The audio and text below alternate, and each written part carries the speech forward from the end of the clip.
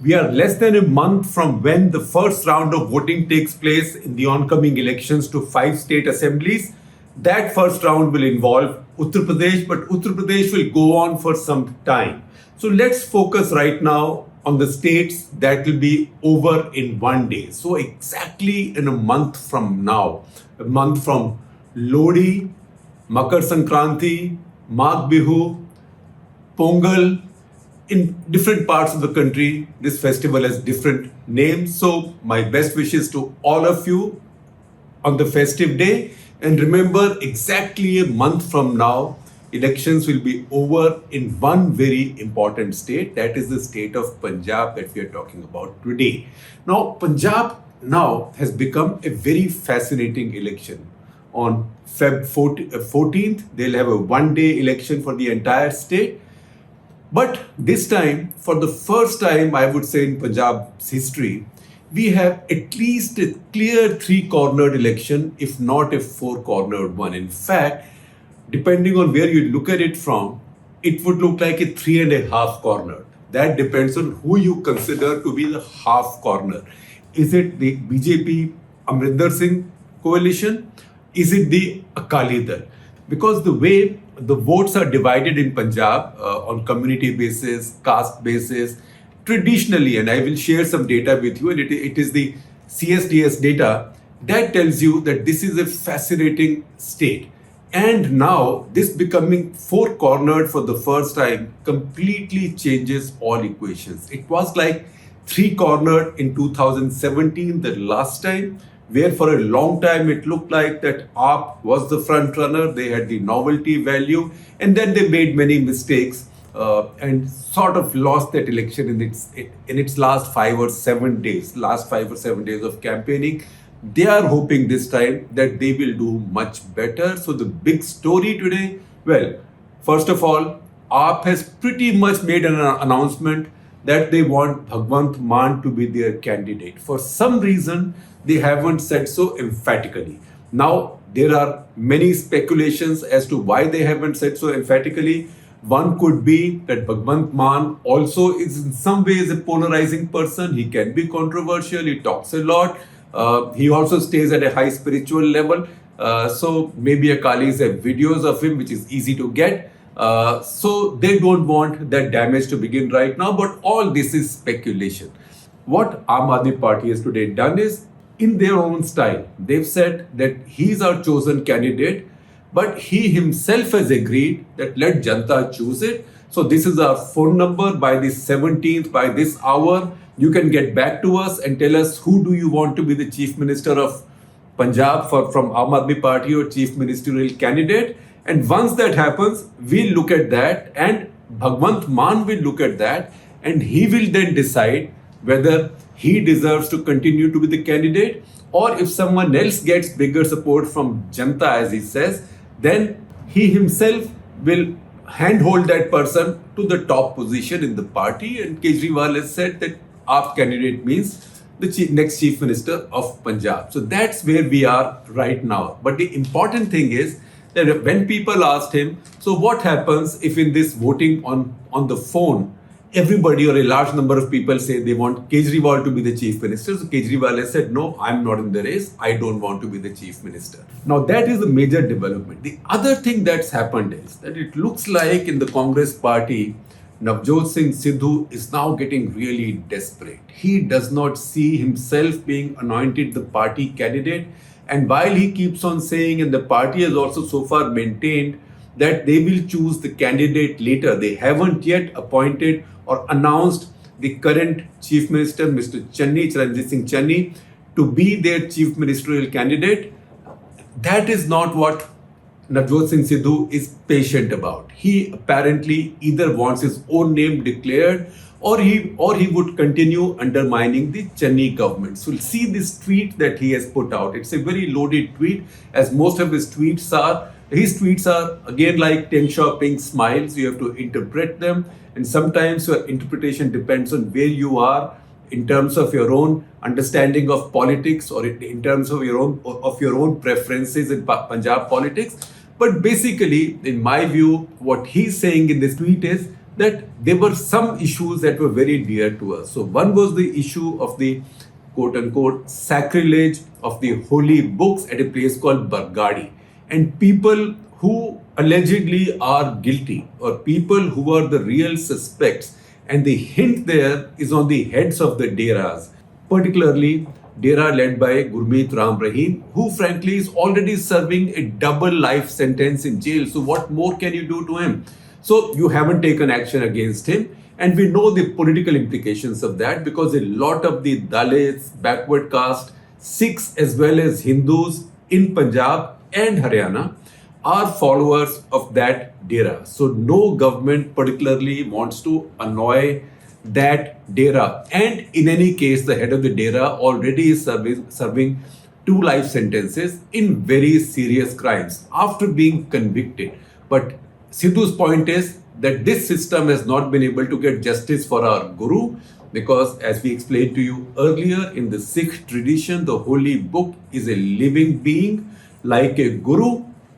And he's also said this system, he doesn't say this government, but you can translate that very easily. He means this government, which means Channi government is as useless in his view as the Amarinder Singh government, or as compromised with drug dealers and with blasphemers as the Amarinder government. So he says this government this system has also not been able to put any of the drug peddlers behind bars. So obviously that seems to be a hint at Sukhbir Singh Badal's brother-in-law and former minister Bikramjit Singh Majithia not having been put behind the bars. The fact is that warrants were issued, an NDPS case was filed, but he got bail in a higher court. So what could the government have done about it? But Sidhu would like you to believe that the government deliberately did not want to act on it. So he said, one, I'm not seeking any position, which actually, once again, I'll translate as meaning that, can't you see I'm sitting here, I'm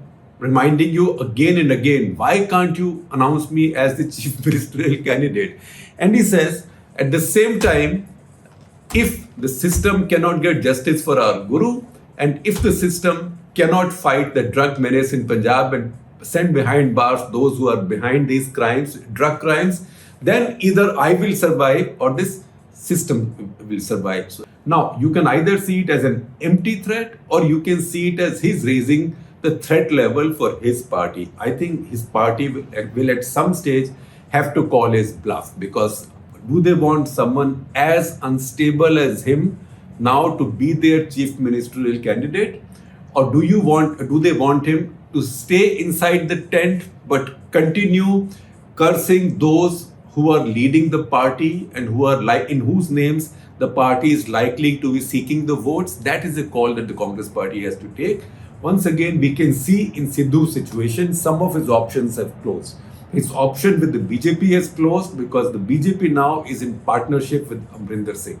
So unless they leave Amarinder Singh, BJP is not going to take him back. In any case, everybody is going to be wary of him, because he's like, to use the expression that Winston Churchill once used about John Foster Dulles, the US Secretary of State then, that he's like a bull who carries his own china shop. So I don't think which party wants him. Certainly now, Aam Aadmi Party doesn't want him for 2 reasons. One, because they've already said Bhagwant Mann.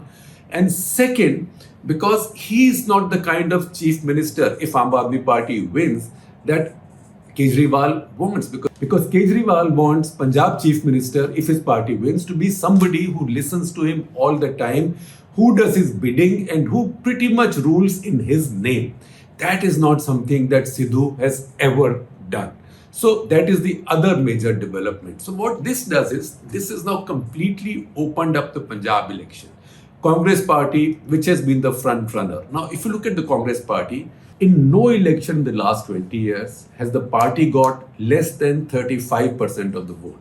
Now, 35% of the vote in Punjab is a lot. With 35% vote, if Punjab Congress gets 35% even this time, they can win this election. They can rule the state. In fact, even if they get up to 32, 33%, they can win this election. There is data from CSDS that's been produced by Lokniti, which is a group, a team at CSDS headed by Sanjay Kumar, who also wrote an article in the Times group, which I'll share with you. But go to the CSDS website, Lokniti, you will find this data. So even if Congress got 38.5% vote the last time, that is 2017. Even if they get about 33%, they will still get a majority, because that is the way this vote will be divided. So the question is, will they lose more than that much vote? Congress would have thought that maybe they will not. But first of all, because of this Sidhu, Amarinder, Tom and Jerry, this in a way split, because Amarinder Singh went away and took away some key people from the Congress party who were not very popular on the ground at this point. But he's taken them away. Some have gone to the BJP in his wake. But the Congress has lost out quite a bit of prestige and some votes because of that.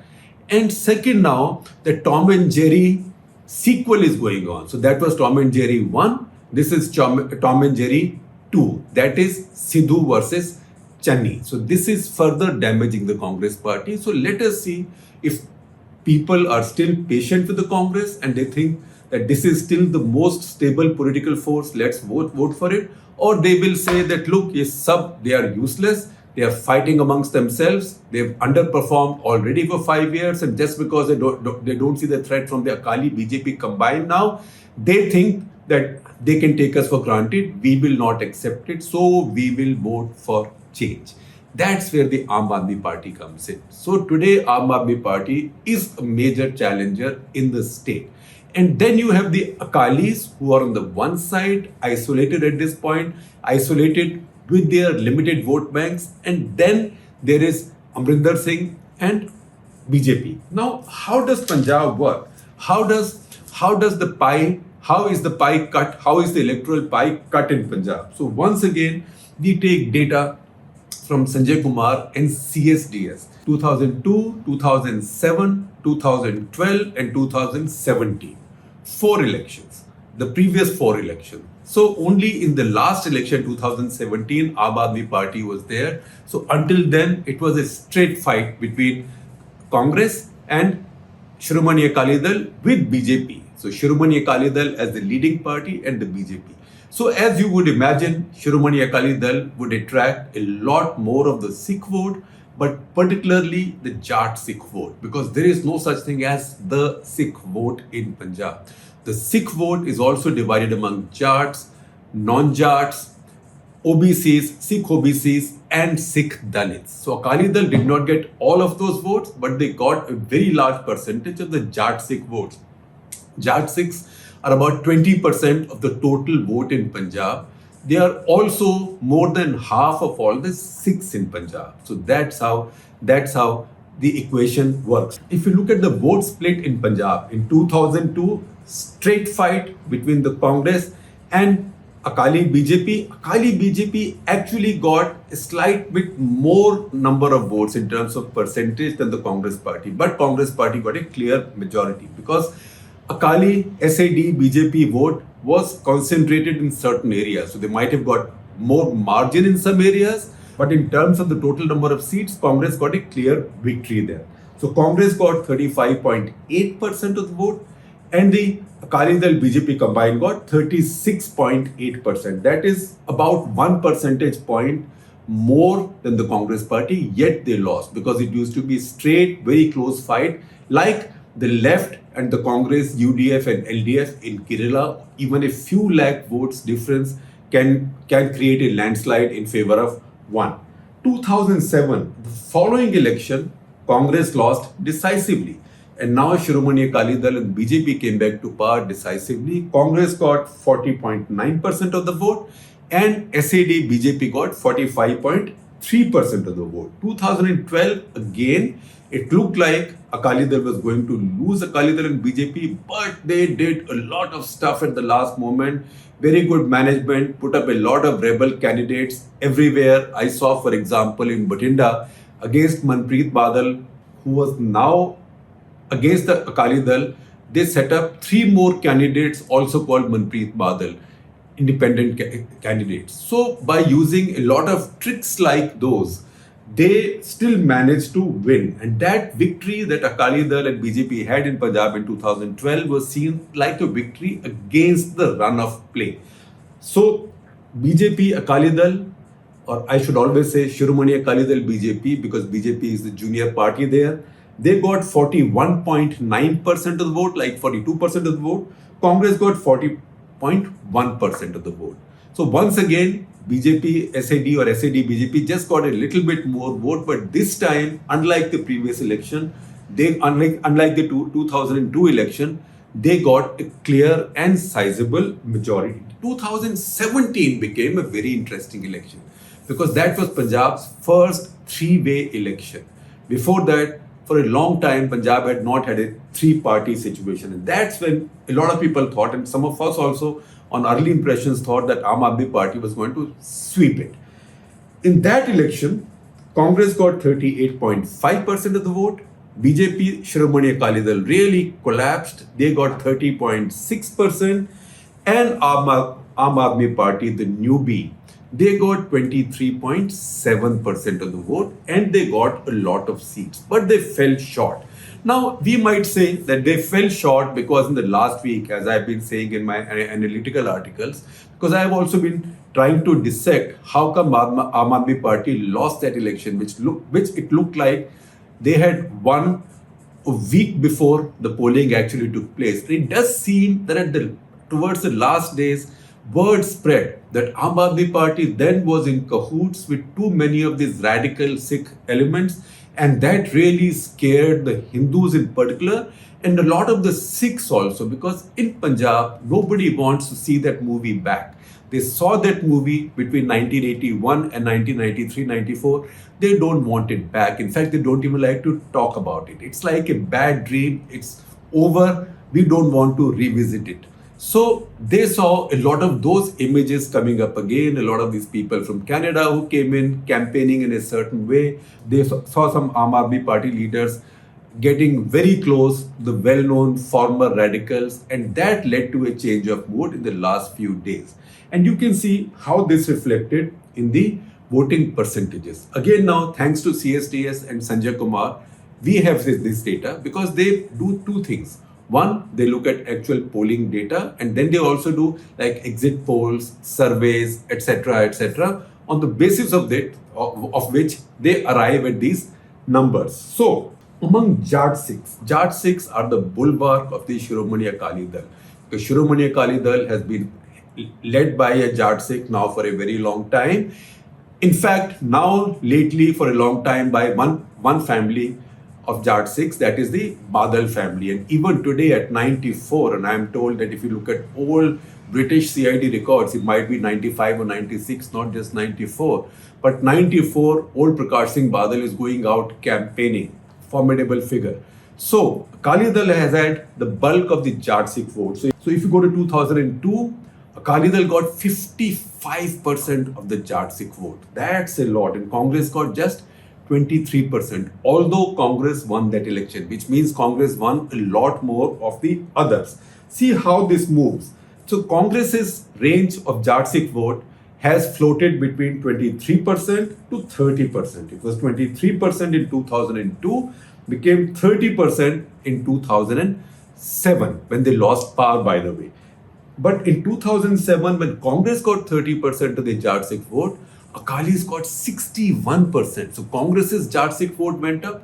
Akali Jat Sikh vote also went up. What that means is that too much of this vote did not go to rebels and independent candidates and chota parties in Punjab. So once again, that was the highest the Congress got. Again, 31% in 2012. So I would say 30, 31. That is the ballpark. That is the upper limit which the Congress has reached. Even though they won the last election in 2017 quite comfortably, they got only 28% of the Jat Sikh vote. Difference is this time that the Akalis got only 37%. And when I say Akalis, I mean Akalis BJP, because they were always contesting as a combined. But we can presume that most of the Jat Sikh vote was going to that coalition because of the Akali Dal. So 2017, Congress was still at 28. Congress did not get much more of the Jat Sikh vote. Akali Dal, BJP were down to 37%. That's a lot, from 52% to 37%. And where did the vote go? So 30% of the Jat Sikh vote in 2017 went to Aam Aadmi Party. That's a very important thing. And that really cooked the SAD BJP goose, because they lost that large vote bank not to the Congress, but they lost it to Aam Aadmi Party. So Aam Aadmi Party became a big spoiler for the ruling combined at this point. Again, if you look at other backward caste Sikhs, now Punjab has a large number of other backward castes. That's why the Congress Party, in fact, has appointed 4 working presidents. They have Sidhu, you can call Navjot Singh Sidhu, who's the president, who's the head of PCC in Punjab, anything you want, depending on which side of the divide you are on vis-a-vis him, or what do you think of him as a political figure. You can call him a working president, a non-working president. You can also call him as a human bomb, as somebody who's walking around with a bomb belt tied around his waist. That depends on what you think. You can also say that no, he's the most charismatic figure in Punjab now. Wherever he goes, he collects crowds. But Congress has now 1 plus 4 presidents. One is the PCC chief, that is Navjot Singh Sidhu, and then 4 working presidents, one from each major community. So there is Kuljit Singh Nagra, who's a Jat Sikh. Now Jat Sikhs, not that many vote for the Congress, and Congress vote there has been stagnant. Sangat Singh Gilzia, who is a Lubana, that is an OBC caste group, right? So Congress is reaching out there. Remember, Gyani Zail Singh was an OBC Sikh. He was from the Ramgarhia caste group. Then there is Sukhvinder Singh Danny, who is a Dalit. He is the 3rd working president. And then to check the Hindu box, they have Pawan Goyal. Now Hindu and also a Baniya. So that is like covering all bases.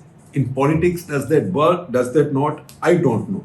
But what we know is that in Punjab, the vote is very divided. We always, whenever we think of UP and Bihar elections, we start doing our Brahmin Thakur, Bhumihar, Eastern UP, Western Bihar kind of equation.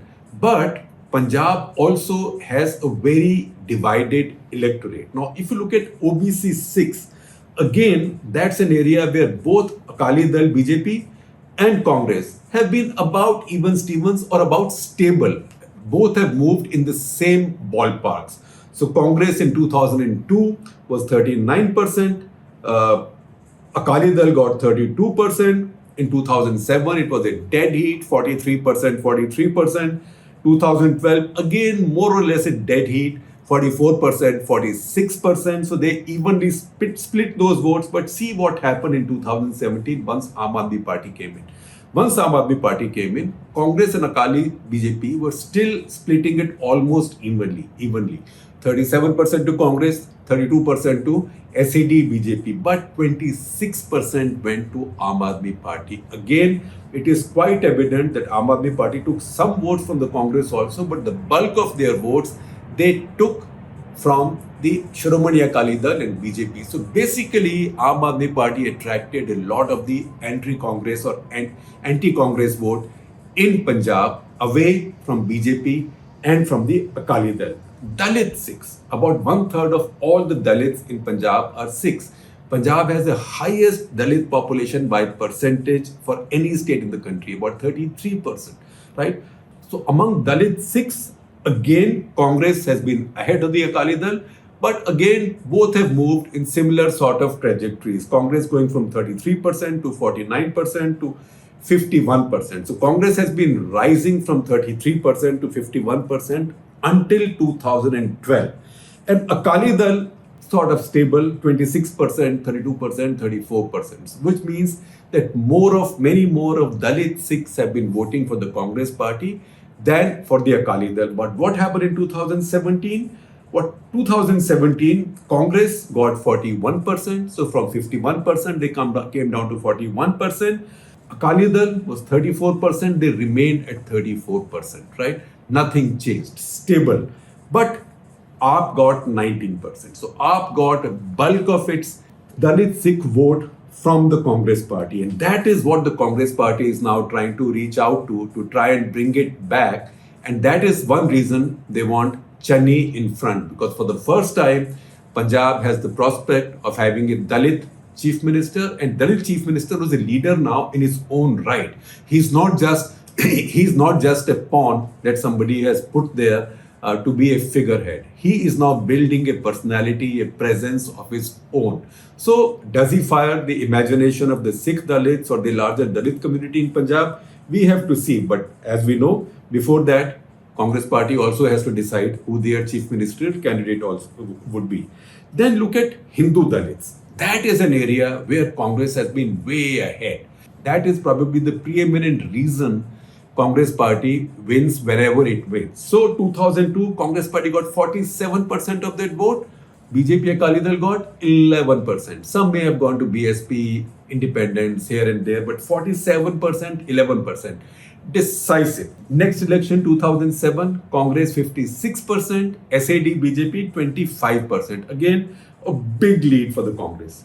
2012, 37% Congress, 33% SAD BJP. So this time, SAD BJP did better, right?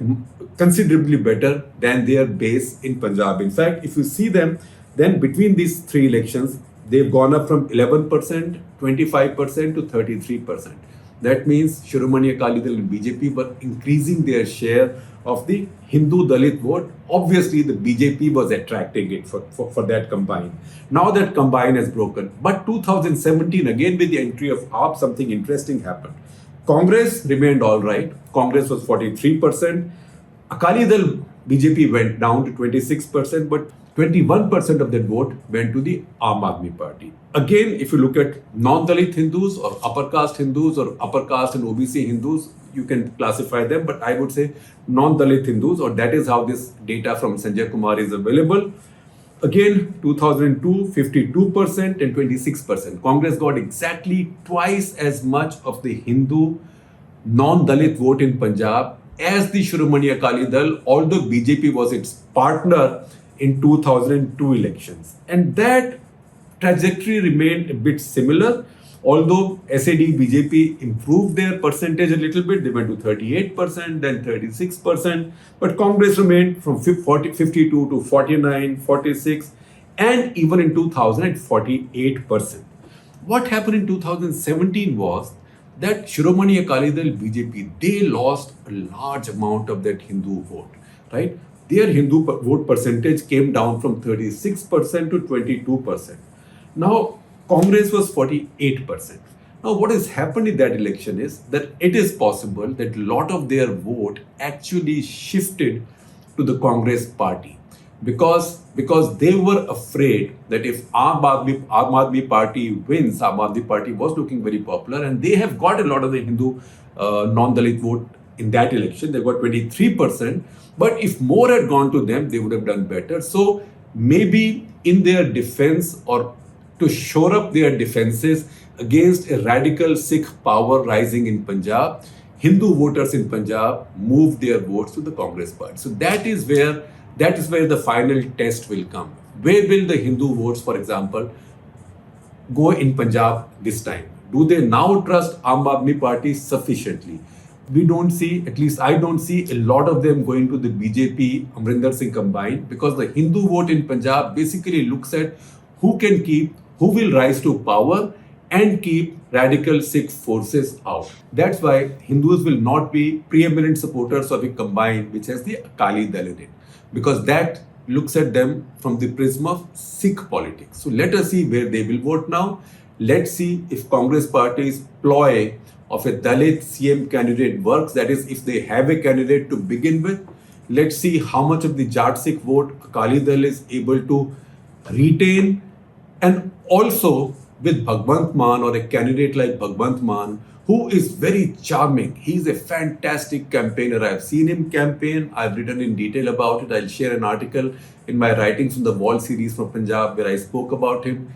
Please read that article. He is the finest campaigner in Punjab, ahead of Navjot Singh Sidhu in terms of keeping the crowds busy and impressed. And he's not just an entertainer. He talks a lot of what sounds like sense to the ordinary voter. So we have to see if that makes a difference, and that sort of answers anxieties among those who in 2017 had come to identify Aam Aadmi Party with radical forces.